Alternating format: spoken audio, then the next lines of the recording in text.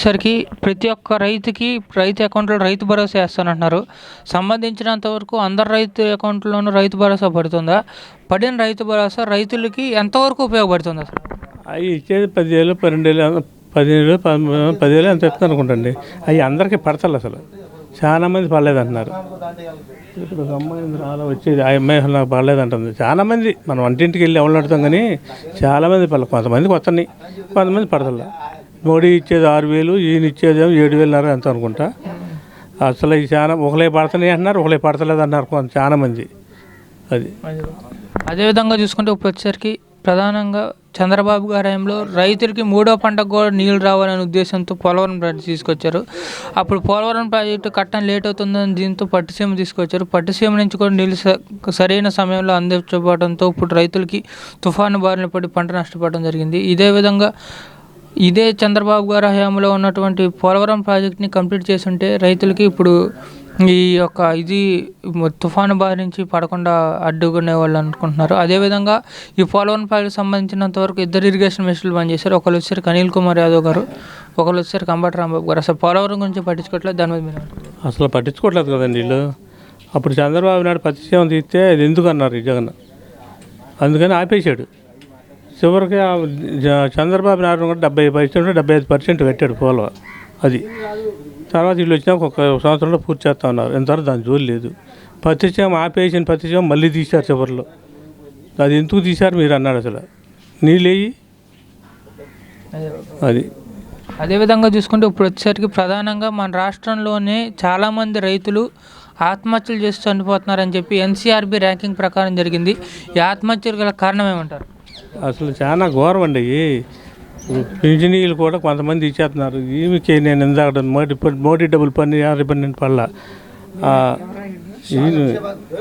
అంటే అదంతా ఇది లేదండి. అది అన్నీ ఒట్టి ఈ పొకారు అంతే.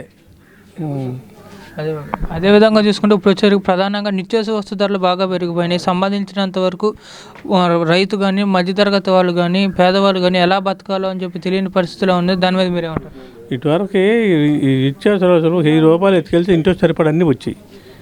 ఇప్పుడు ఒక 1000 ఎత్తుకెళ్తే కనీసం రెండు రాట్లు, ఒక మంచి నూనెను బెల్లం అని ఇంకోటి 2-3 రాట్లు, ఒక కార్యబాగ్లో రాట్ల అంత పెరిగినాయి. చింతపండు 300 చిల్లర ఉంది.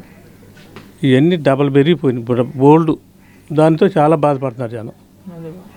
అదేవిధంగా చూసుకుంటే ఇప్పుడు వచ్చేసరికి ప్రధానంగా 3 రాజధానులు అన్నారు. ఒక రాజధాని కూడా కట్టిన పరిస్థితి ఏర్పడుతుంది. దాని మీద మీరు 3 రాజధానులు 2 రాజధాని మట్టి అంతా తోగిపోయాడుగా.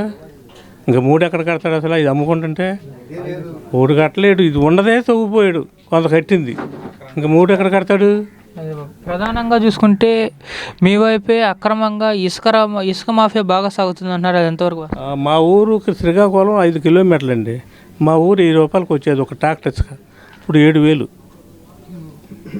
వెయ్యికి వచ్చే చంద్రబాబు టైంలో ఇప్పుడు 7,000 తీసుకుంటున్నారు 5 కిలోమీటర్లు ఇక్కడికి. అది అదేవిధంగా తీసుకుంటే ప్రధానంగా ఇప్పుడు వచ్చేసరికి మద్యపాన నిషేధం చేస్తానన్నారు. ఆ మద్యం తాగడం వల్ల మన రాష్ట్రంలో అనేక మంది చనిపోవడం జరుగుతుంది. దాని మీద మీరు? చంద్రబాబు ఆ మద్యం అమ్ముకున్నాక పరిపాలించేది. దాంట్లో ఏమంతా డబల్ పెంచాడు. అసలు ఎవడు తాగుతున్నాడు, 3 మంది చచ్చిపోతున్నారు అంతే జనం. అది ఓట్ల కోసం మద్యపానం అన్నాడు. ఏం చేశాడు? అది అదేవిధంగా చూసుకుంటే ఇప్పుడు వచ్చేసరికి మన రాష్ట్రంలో కొన్ని ప్రాంతాలలో, కొన్ని నగరాల్లో, కొన్ని పట్టణాల వారీగా కరువు ప్రాంతాలు ఏర్పడినాయి. సంబంధించినంత వరకు కరువు ప్రాంతాలని కేంద్రానికి నివేదించిన పరిస్థితి లేదు. ఈ విషయం మీద సీఎం గారు కూడా మౌనంగా ఉన్నారు. దాని మీద మీరేమంటారు?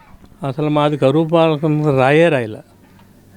అస్సలు మా ఊరు ఏ జోలి తీడి అసలు రారు. ఒక ఎమ్మెల్యే కానీ ఎవరు కూడా మా ఊరిని గురించి అసలు పట్టించుకోవట్లేదు అసలు. అది అదేవిధంగా తీసుకుంటే ఇప్పుడు వచ్చేసరికి ప్రతి ఒక్క ఎమ్మెల్యేని కానివ్వండి, ప్రతి ఒక్క మనిషిని కానివ్వండి, గడప గడపకి తిరిగి మీకు వచ్చినటువంటి పథకాలన్నీ తిరిగి చెప్పమంటున్నారు. అదేవిధంగా తీసుకుంటే బస్సు యాత్ర ఒకటి చేపడుతున్నారు. అదేవిధంగా జగన్ నీడ్స్ చెప్పి అని చెప్పి ఒక కార్యక్రమం చేపట్టారు. ఈ 3 కార్యక్రమాలు ఎలా ఉన్నాయంటారు? అది మాకు రాలేదు. ఇంకా మాకైతే రాలేదు. వచ్చినా ఏముందో కొంతమంది ఎదురే చెబుతారు, కొంతమంది వచ్చినా అది రాలేదు. అదేవిధంగా తీసుకుంటే ఇప్పుడు వచ్చేసరికి ప్రధానంగా మీ గ్రామంలో ఉండే సమస్యలు ఏమంటారు? అబ్బో చాలా చచ్చినాయండి. అవన్నీ మాకు అర్థమవు. కానీ ఒక రోడ్డు లేదు, డ్రైనేజీ లేదు, ఒకటి కాదు అసలు. మా ఊరికి ఏముందండి అసలు ఏమి లేదు, అది కంప కూడా కొడతలే ఎవడో. రోడ్డు సైడ్లో ఏమంటే ఇంత గొంతులు ఏర్పడి కంప కూడా కొడతలే. అదేవిధంగా తీసుకుంటే పంచాయతీకి సంబంధించిన నిధులు ఉంటాయి, సంబంధించినంత వరకు ఆ నిధులు ఏమైనా రావడం జరుగుతుందా? ఎక్కడ ఎత్తుపోయాడు అన్నీ, పంచాయతీ డబ్బు మొత్తం ఎత్తుపోయారు, గొల్ల చేశారు అక్కడ. లైట్లు తక్కువ డబ్బులు అది. అదేవిధంగా తీసుకుంటే ఇప్పుడు వచ్చేసరికి పవన్ కళ్యాణ్ గారు చంద్రబాబు గారు కలిసి పోటీ చేయడం జరుగుతుంది.